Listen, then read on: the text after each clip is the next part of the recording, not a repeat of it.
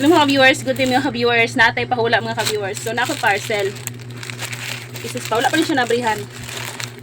Kung kinsay makatag na kung unsa ni nasa sulod mga viewers. Na kay 500 sa ako sa GCash.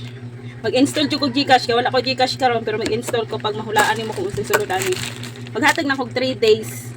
Kung kinsa to ang tama makahula sa iya. Klo. Guwapa ko. Ay. Herbal tea. Pero ang tama nga sa tawag na.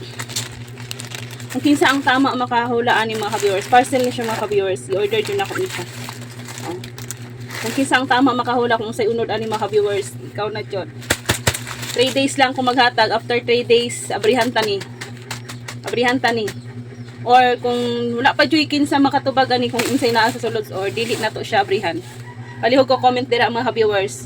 3 days abrihan na to sa naa ug sa wala nga makatag na or unya na nato abrihan pag nani makatag na kung si sulod ani. Sayang ang 500 mga viewers.